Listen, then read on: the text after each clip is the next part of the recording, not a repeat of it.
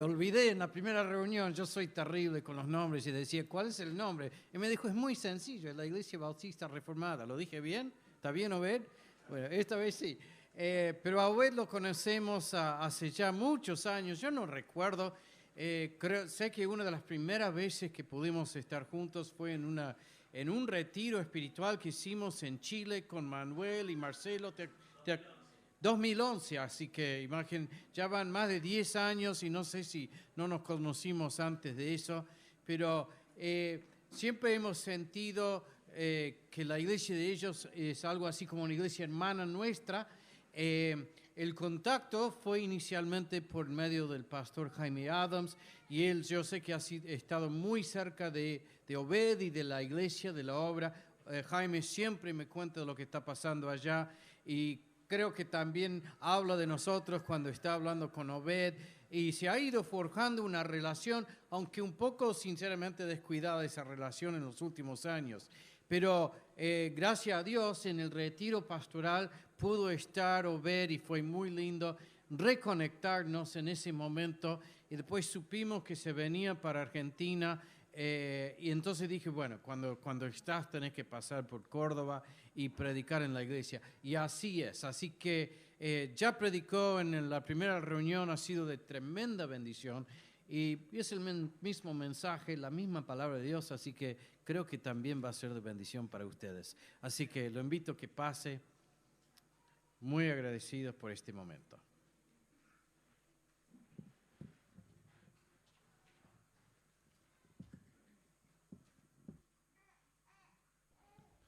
Gracias.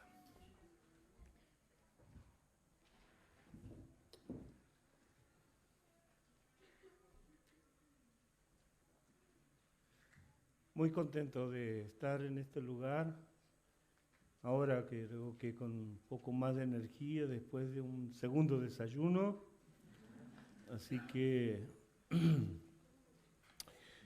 bueno, gracias le doy al Señor por estar en esta tierra, la de ustedes.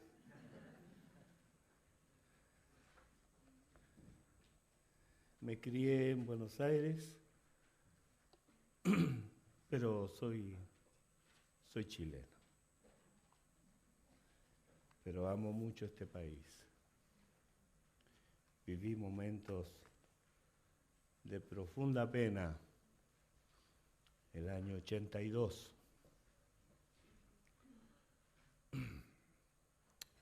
Y creo que esas cosas hermanan a los hombres. Pero aquí también el Señor fue conmigo siendo niño, siendo joven. Luego me fui a Chile. Y bueno, lo voy a resumir rápido. Pastoreo en la Iglesia Bautista Reformada en Santiago de Chile. Somos ahora aproximadamente 60 personas. Antes de la pandemia éramos 20.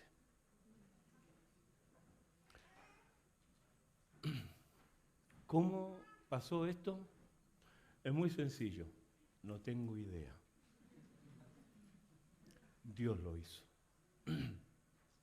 Dios lo hizo. Muy bien. Vamos a lo que nos convoca. Santiago capítulo 1, versículo 1. Ese va a ser nuestro texto en el cual vamos a meditar. Santiago capítulo 1, versículo 1. Qué hermoso es ver este lugar lleno por segunda vez. Ya el Señor nos concederá algo así. Qué hermoso. Santiago capítulo 1, versículo 1. Leo de la Reina Valera del 60. Santiago, siervo de Dios y del Señor Jesucristo, a las 12 tribus que están en la dispersión, salud. Oremos. Padre Santo, es tu palabra, Señor. Es tu palabra la que convierte los corazones. Es tu palabra la que nos hace renacer. Es tu palabra la que nos alimenta. Es tu palabra la que nos convoca en esta mañana. Por ello es que rogamos tu bendita asistencia en medio nuestro, en cada corazón. Y te lo pedimos por Jesucristo, nuestro Señor y Salvador. Amén.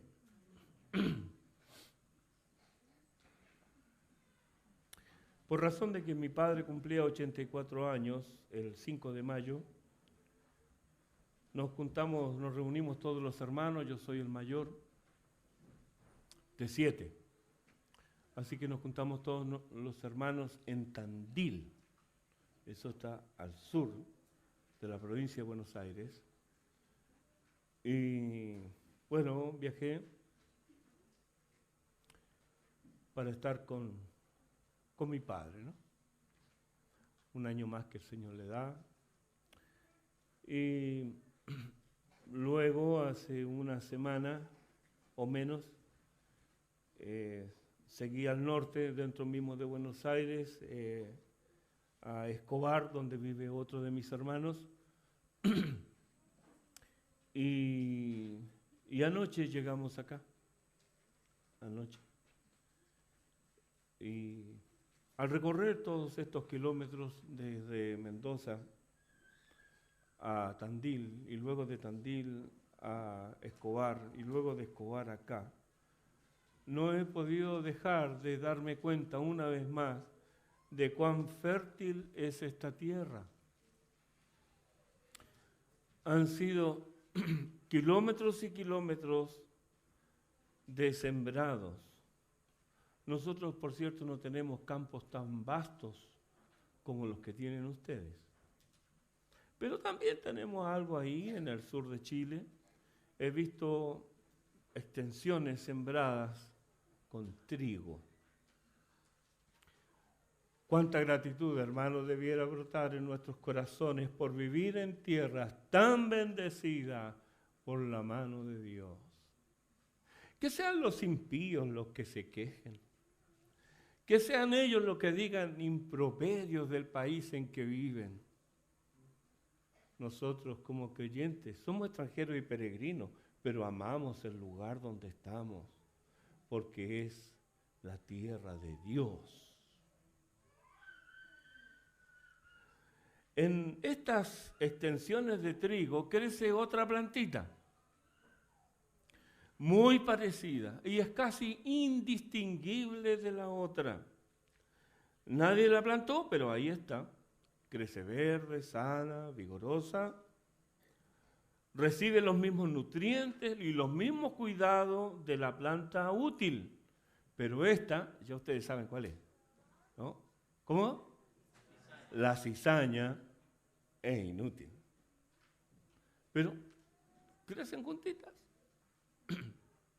En Mateo 13, el mismo Señor nos dice que no es posible arrancar esta planta, que hay que esperar hasta la cosecha.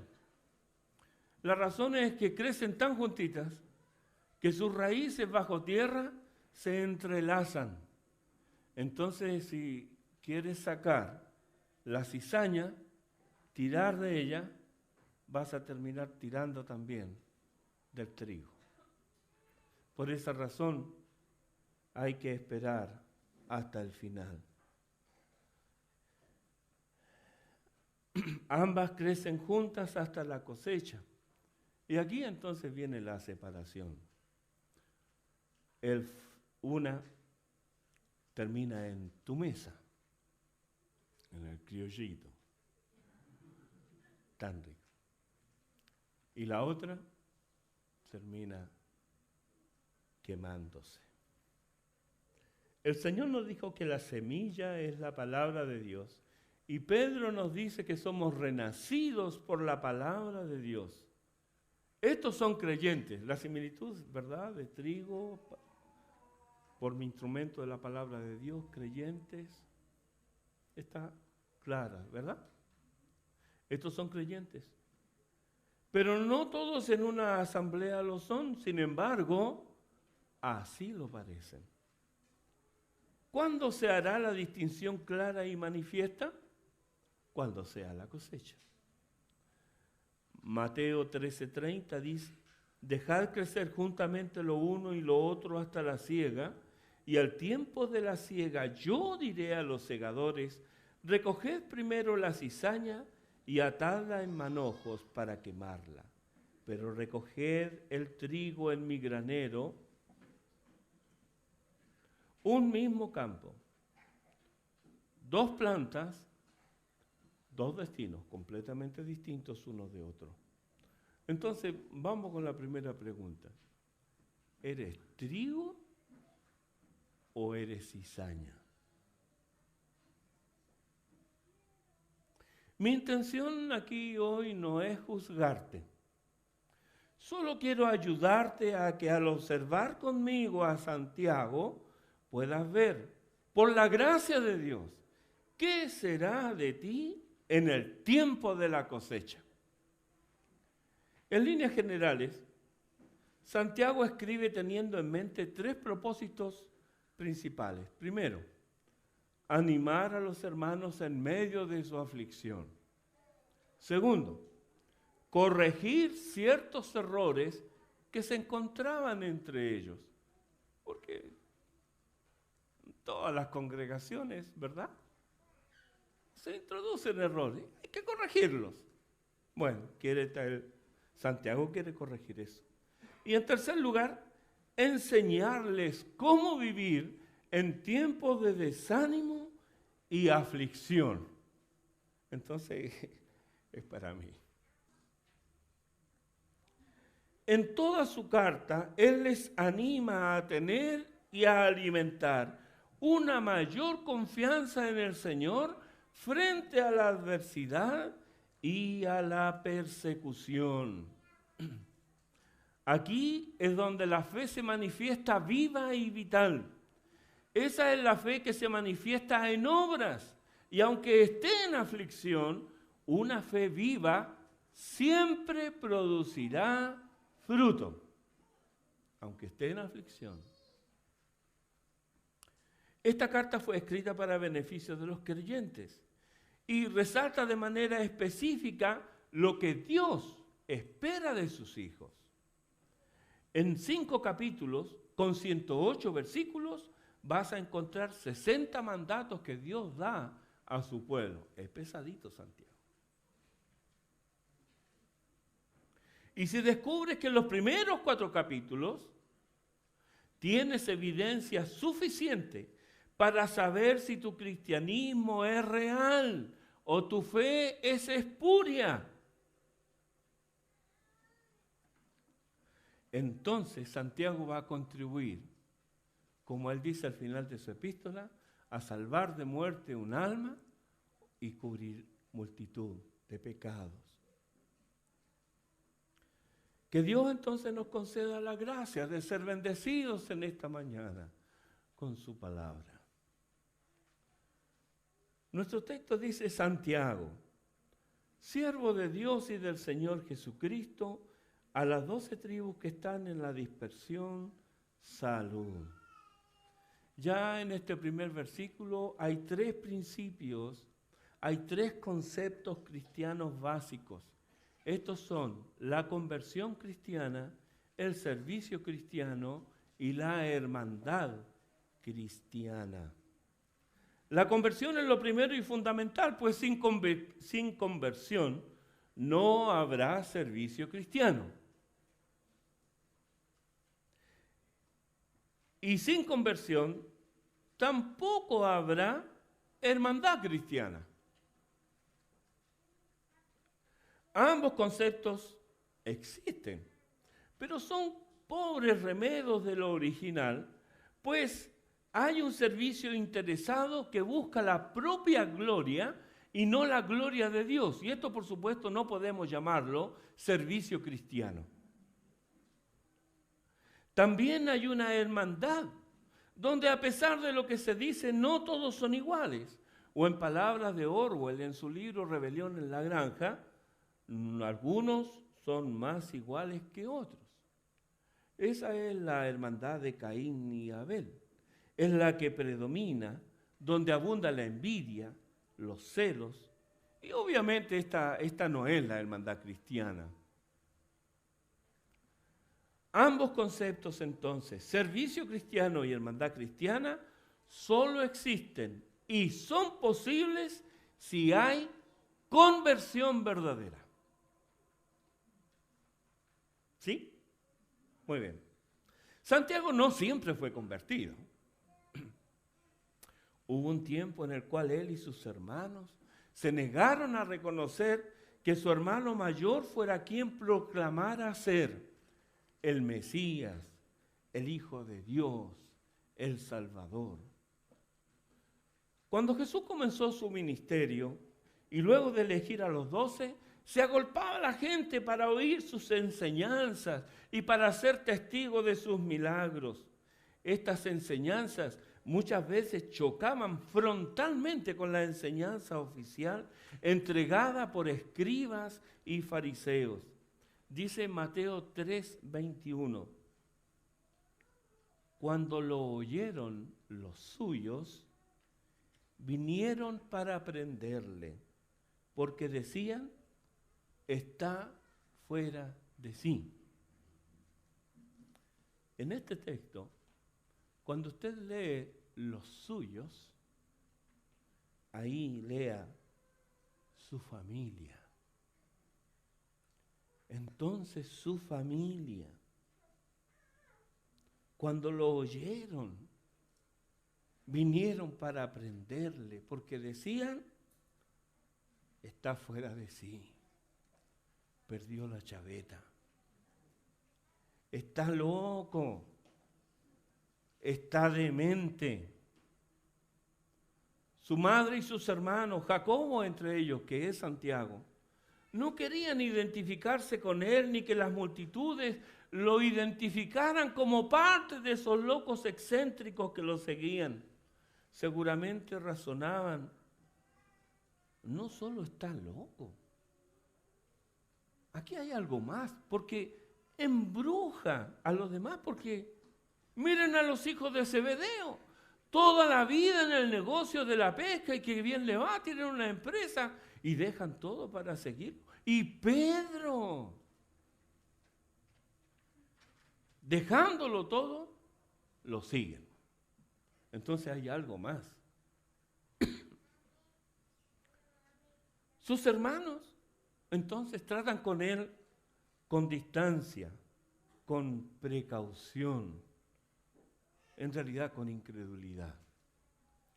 Marcos 3:31 dice, vienen después sus hermanos y su madre, y quedándose afuera, enviaron a llamarle.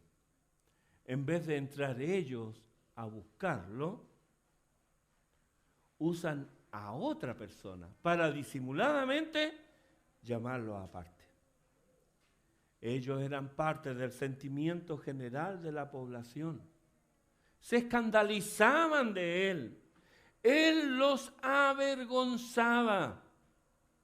Marcos capítulo 6, versículo 3. La gente dice, ¿no es este el carpintero, el hijo de María, hermano de Jacobo, de José, de Judas y de Simón? ¿No están con nosotros sus hermanas?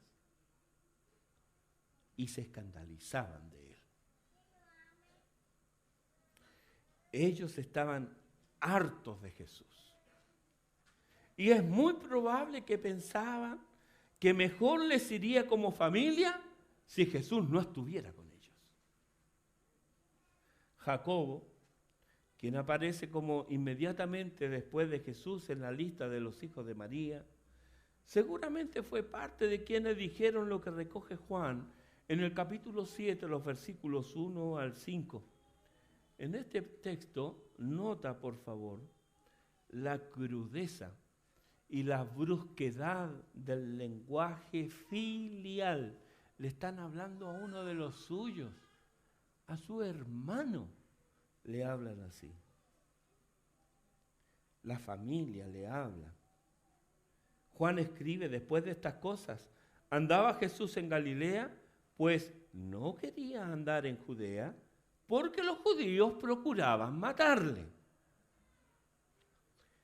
Estaba cerca la fiesta de los judíos, la de los tabernáculos, y le dijeron sus hermanos: sal de aquí, vete a Judea. No lo buscan para matarlo ahí. Vete para Judea, para que también tus discípulos vean lo que tú haces, porque ninguno que procura darse a conocer hace algo en secreto. Si estas cosas hace, manifiéstate al mundo. Y añade Juan, porque ni aun sus hermanos creían en él. Jesús habían dicho: ándate de aquí, déjanos en paz. Desde que estás con nosotros no tenemos paz en la familia. Somos el blanco de murmuraciones en el pueblo. Nuestros vecinos cuchichean a nuestras espaldas. En la sinagoga nos quitan el saludo. ¿Por qué tienes que andar contradiciendo a los rabinos? ¿Dónde estudiaste que te atreves a contradecir la enseñanza de los escribas y doctores de la ley? Y no conforme con ello, escandalizas a los fariseos con tu conducta reprochable, comiendo con publicanos y pecadores, aceptándoles, ofreciéndoles tu amistad hasta a mujeres de dudosa reputación. Jesús, estamos hartos de ti y de tu santurronería. Ándate de nuestro hogar. Aléjate de nuestros contornos.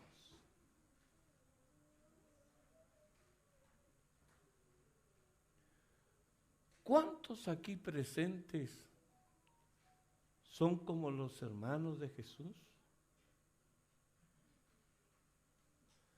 ¿A cuántos les molesta, les incomoda la presencia de Jesús en el hogar?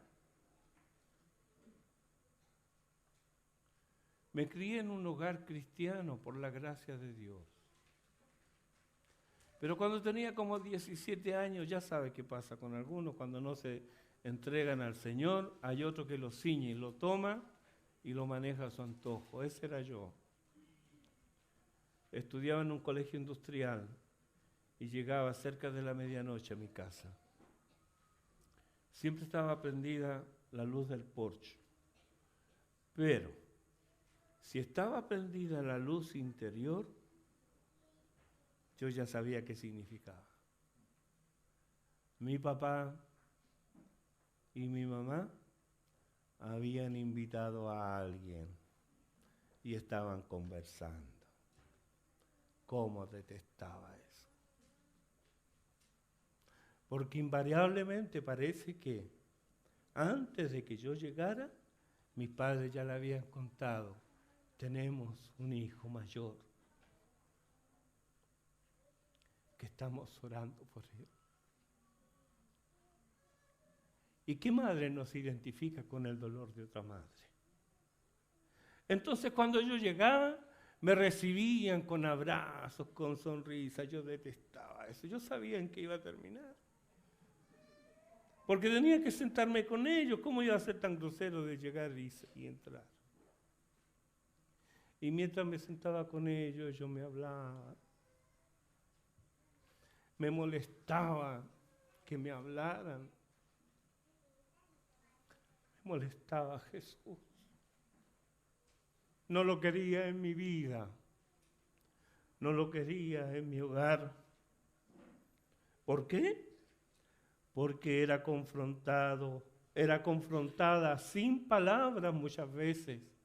Mi impiedad, mi incredulidad, era confrontada por la piedad de estos hermanos. Eso era yo, un impío, un incrédulo, como Santiago. Estaba familiarizado con lo religioso.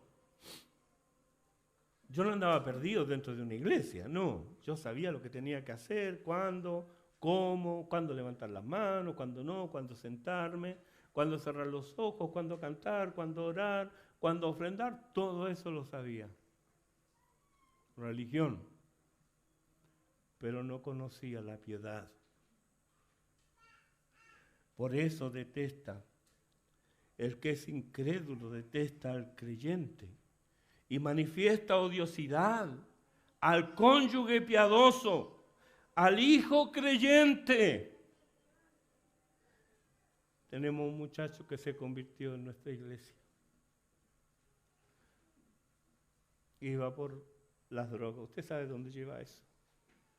Pero el Señor obró en él y hoy está estudiando en la universidad.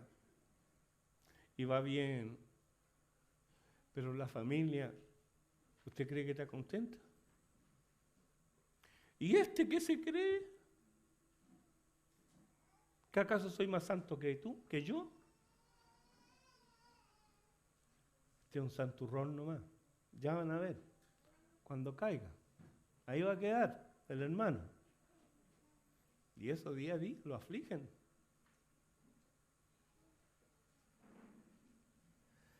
Afligen al hijo creyente, a la madre que aflige su alma por los amados impenitentes. A mí me molestaba que mi madre no me reprochara, pero que me dijera: estoy orando por ti, hijo, el Señor te va a alcanzar. Ay, mamá, otra vez con eso. Me molestaba Jesús. Pienso en eso y me da pena. Una mezcla de pena y vergüenza. Pero así de necios somos quienes aún no han llegado al conocimiento del Señor. Por ello quisiera destinar algunas palabras también para aquel que está sufriendo esta discriminación. Creyente, esta palabra es para ti. Jesús sabe de tu dolor. Él conoce tu aflicción de primera mano, porque Él sabe lo que es tener familia inconversa. Él entiende tu dolor y conoce tus lágrimas. Espera en el Señor. Él responderá. Salmo 34, versículo 18 dice: cercano está Jehová a los quebrantados de corazón y salva a los contritos de espíritu. ¿Cuándo se convirtió Santiago? ¿Cuando vio la agonía de la crucifixión? No. No somos salvos por el sufrimiento de Cristo. Somos salvos por su muerte y resurrección. Nadie sufre para que otro sea salvo. Ninguno es salvo por el sufrimiento de otro. Juan capítulo 19, versículos 26 y 27, nos muestra el tierno cuidado de Jesús en la agonía de la cruz por su madre que quedaba en soledad y desamparo. Le entrega un hijo a quien amar y a este le entrega una madre a quien cuidar. ¿Por qué no le entregó su madre a Jacobo, que es Santiago? O a José, o a Judas, o a Simón. Todos estos eran hermanos de Jesús. Porque ellos eran incrédulos. Y la atribulada María necesitaba el consuelo que solo la fe puede entregar. Santiago se convirtió cuando se le apareció Jesús, vivo de entre los muertos. Fue el encuentro con Jesús resucitado, el que transformó la vida de Jacobo.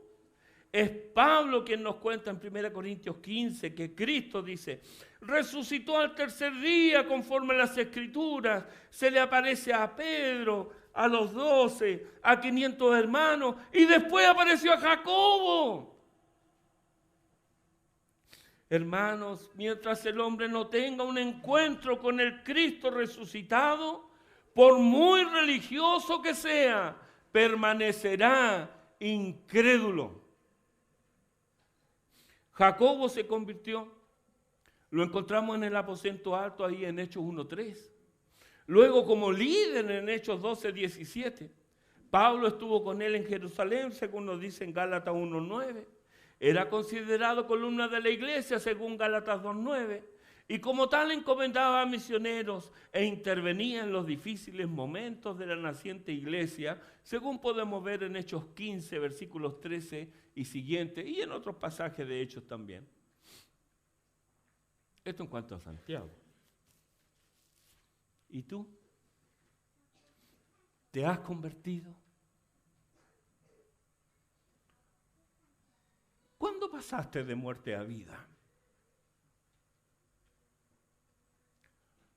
¿Cuándo te encontraste con Cristo?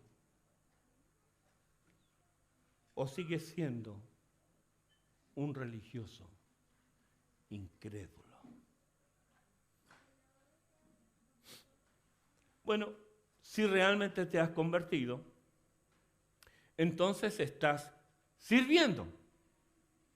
Y este es nuestro segundo punto, el servicio cristiano. Todos quienes han sido llamados a la conversión luego son llamados al servicio. Jacobo dice de sí mismo en nuestro texto, siervo de Dios y del Señor Jesucristo. Él no es llamado a servir porque es hermano de Jesús o por ser hijo de María. Nadie es llamado al servicio por cercanía filial, por lazos de amistad o por solvencia económica. Nunca tal acontezca en la iglesia de Cristo. En la iglesia no sirven los señores, sirven los siervos, los servidores. Y hemos de cuidar que no entren en el liderazgo de la congregación aquellos que tienen un alto concepto de sí mismos, sino aquellos que, a imitación de Cristo, ven a los demás como superiores a sí mismos. Alguien a quien Dios puede enseñar, aunque su maestro sea un niño. El orden de las palabras en nuestro texto es ligeramente diferente. Literalmente dice Jacobo, de Dios y Señor Jesucristo, siervo. Santiago desea dar énfasis no tanto al hecho de que Él es un siervo, sino de quién es siervo.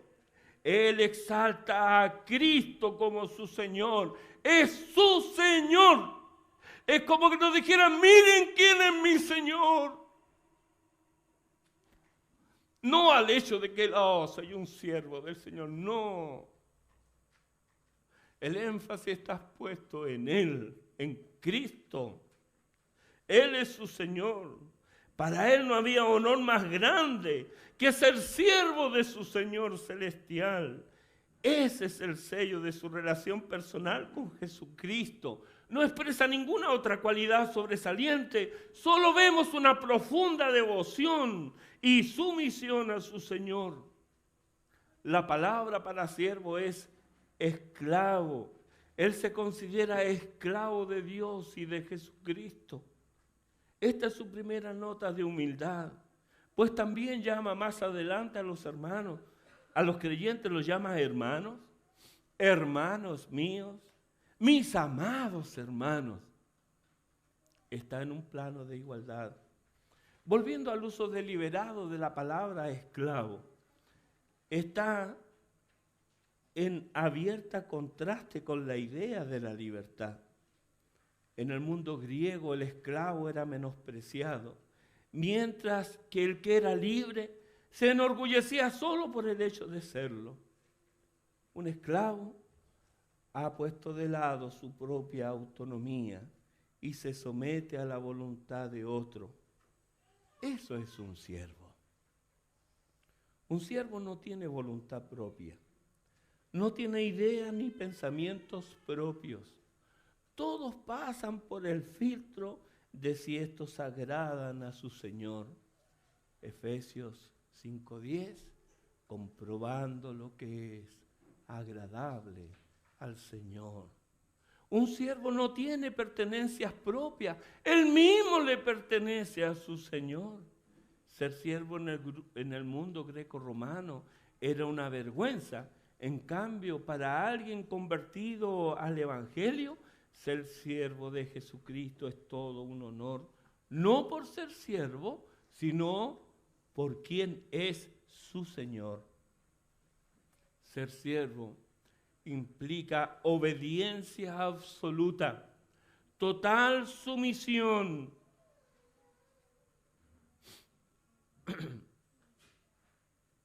y completa lealtad.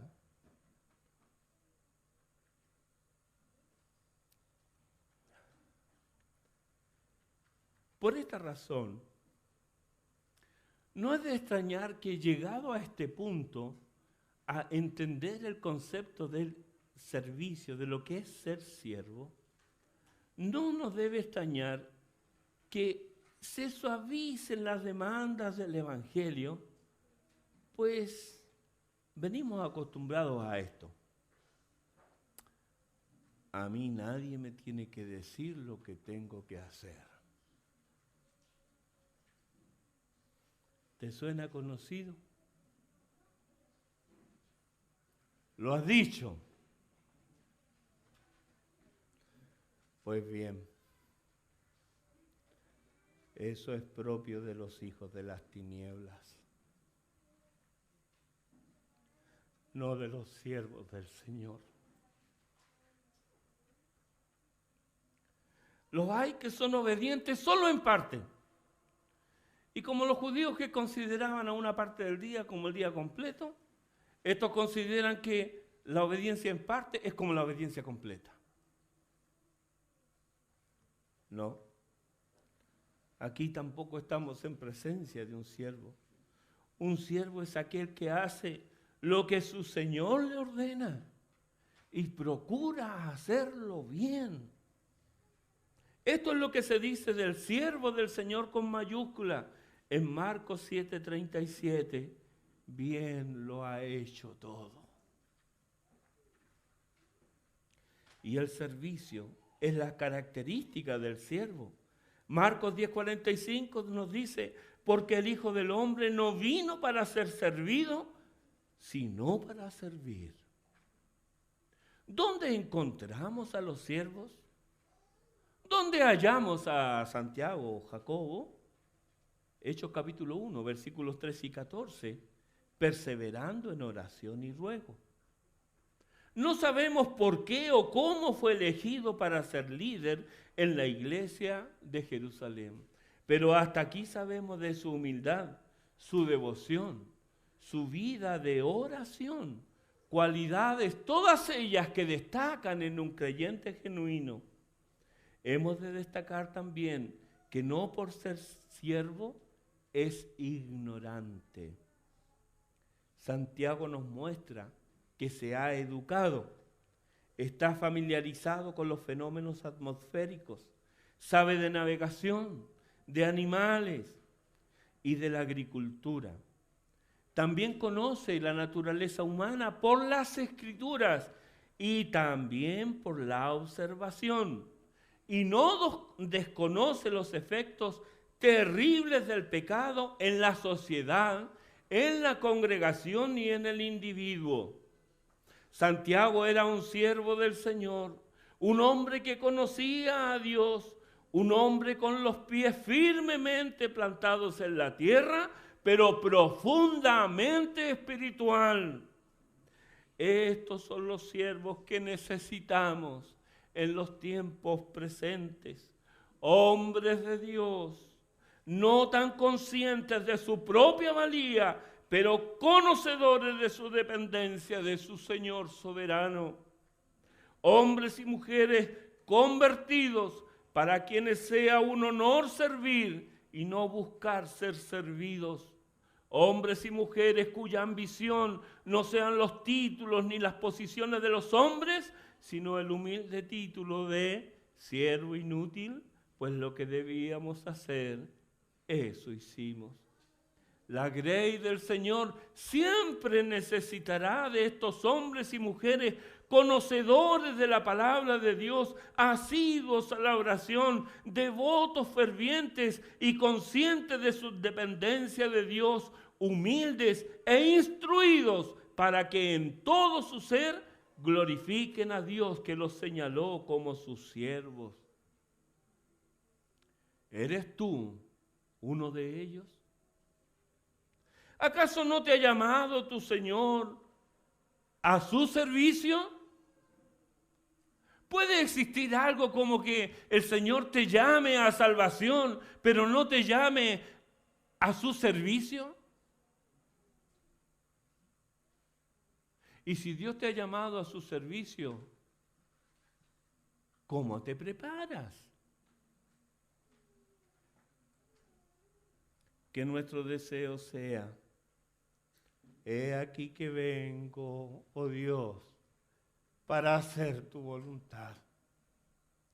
O como cantamos en un himno, haz lo que quieras de mí, Señor.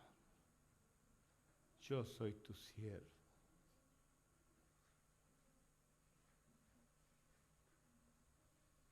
Sigue nuestro texto diciendo: a las 12 tribus que están en la dispersión, salud. Hemos hablado de conversión, hemos hablado de servicio, hablemos de hermandad. La dispersión de Israel comenzó al terminar el siglo VIII a.C. Los asirios se llevaron cautivas a las 10 tribus del norte a diferentes tierras. 2 siglos más tarde, Nabucodonosor hizo otro tanto con el reino de Judá, y para el 587 a.C., los babilonios conquistaron, saquearon y deportaron a todos los que habían quedado en Jerusalén y alrededores. Puedes leer más de esto en Jeremías 52 y en el segundo libro de Reyes, capítulo 25. A esta dispersión súmale una constante migración voluntaria hacia Siria en tiempos de Cristo, según podemos leer ahí en Juan 7:35 y concluir, ¿verdad? Y en el año 67 después de Cristo, el general romano Pompeyo deportó a millares a Roma, por supuesto como esclavos. Lejos de considerar a las 10 tribus del norte como perdidas, se les consideraba como parte integral de Israel como un todo.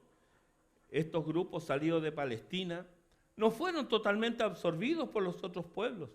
Ellos siguieron practicando su religión, sus costumbres, sus dietas alimenticias, sus costumbres sociales, que los hacían distintos, y es la razón por la cual Pablo se dirige a estas comunidades en los distintos lugares de Asia y Europa que tomó como campo de misión. Estas comunidades estaban familiarizadas con los escritos veterotestamentarios. Velo en Berea, por ejemplo. Escritos que anunciaban la venida del Mesías, por lo que estaban preparados para recibir las buenas nuevas y desde ahí irradiar al mensaje de salvación a sus vecinos paganos. Puedes ver algo de esto en Hechos 11, los versículos 19 al 26, entre otros lugares de Hechos. Así que aquí está Jacobo, Santiago, un anciano pastor en la iglesia de Jerusalén, consciente de la dispersión del Israel de Dios por las distintas naciones del mundo. ¿Se ocupará solo de su reducida grey en Jerusalén? ¿O los lazos de hermandad harán que se interese también por quienes están fuera de su vista, pero dentro de su corazón? La maravilla de la hermandad cristiana es que ésta no sucumbe ni al tiempo, ni a la distancia. ¿Qué madre es aquella que olvida lo que dio a luz? Veo a mi esposa siempre interesada por nuestra hija y por nuestros nietos en Estados Unidos, por nuestro hijo y su esposa en la India. Ellos están lejos, pero son cercanos a nuestros corazones. No los olvidamos. Nos interesa cómo están. Nos interesa lo que hacen. Dios nunca olvida a sus hijos. Nunca. Donde quiera estén, son objeto de su interés y de su cuidado paternal. Isaías 49:15 dice, ¿se olvidará la mujer de lo que dio a luz? ¿O para dejar de compadecerse del hijo de su vientre? Aunque olvide ella, yo nunca me olvidaré de ti. Dios tiene un cuidado especial por los suyos, especialmente cuando son viudas, huérfanos, extranjeros, pobres y necesitados. Y aquel que tiene a Jesucristo como su Señor, cultiva el mismo corazón pastoral.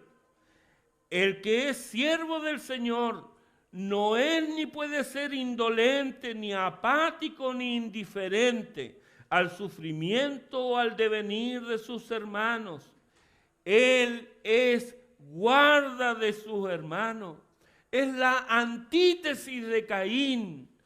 Cuida y vela por sus hermanos. Santiago se dirige a ellos porque sabe que están atravesando momentos difíciles y él quiere animarles.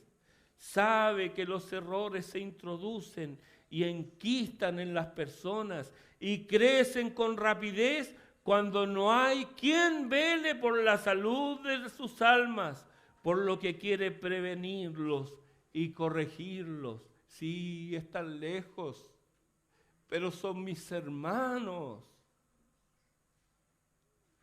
Ellos, sus hermanos en la fe, pasarán en la soledad momentos de desánimo y de aflicción. Y Él quiere animarles para que en medio de la aflicción puedan exhibir los frutos de una fe viva y vigorosa. ¿Cuánto podemos dar testimonio de una tarjeta muy sencilla que haya llegado en el momento preciso de nuestra vida? Guardo como un tesoro una tarjeta que me hizo una niña de una iglesia en Camp Hill, Pensilvania, con un corazón, con una Biblia. No estaba solo. Necesitamos eso nosotros. Santiago les escribe. Hay más que un corazón aquí en Santiago. Por eso les escribe. Y esto es hoy para nosotros. Pero en nuestra calidad de hermanos, sí, nos hemos convertido. Estamos trabajando en la obra del Señor. Pero en nuestra calidad de hermano, ¿cómo manifiestas tu preocupación, tu amor por tu hermano? ¿Lo animas? ¿Lo alientas? Cuando es menester corregir, ¿lo haces considerándote a ti mismo? Oro que no nos arrastre la ola de individualismo de la época, viviendo solo para nosotros. Yo y mis circunstancias, yo y mi familia, yo y mi trabajo, yo y yo. ¿Es esto cristianismo? Hermano, responde para que no te engañes más. Ese tipo de vida es cristianismo. Eso es por lo que Cristo entregó su vida en la cruz del Calvario, para que tú vivas cómodo en tu hogar, sin preocuparte de tu hermano. No, eso no es cristianismo, lo sabes. ¿Por qué te permites el engaño entonces? ¿No estamos diciendo que no eres creyente? No. Tal vez Dios ha hecho una obra en tu vida preciosa, sin duda, como toda la obra de nuestro Dios. Y Él te ha llamado a su servicio. Pero ¿cómo manifiestas ahora esta hermandad?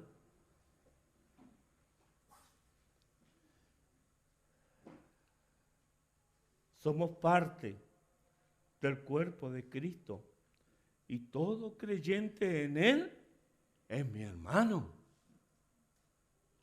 A veces tendremos diferencias, que va, ¿verdad? Pero estas no deben apagar las llamas del amor o el tierno cuidado de la atención filial. El llamado entonces es a amar a tus hermanos. Lo haces cuando los sirves. Y solo sirves si te has convertido, como Santiago. Termino con Jeremías 31:8. Escuchando he oído a Efraín que se lamentaba: me azotaste y fui castigado como novillo indómito. Conviérteme y seré convertido, porque tú eres Jehová y Dios. Conviérteme.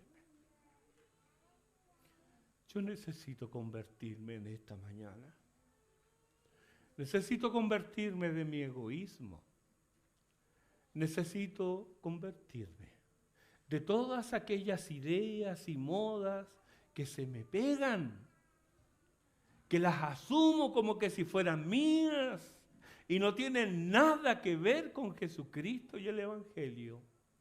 Necesito convertirme. Necesito convertirme porque he levantado ídolos en mi corazón. Necesito convertirme. ¿Y tú? Oremos.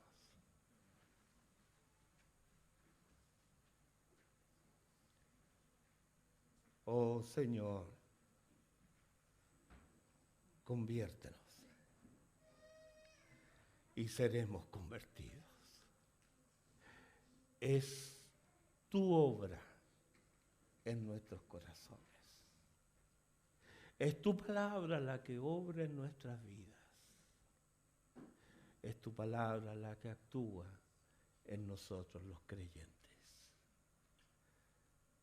Que salgamos de esta reunión renovados para ti, convertidos, dispuestos a servir y amar a nuestros hermanos.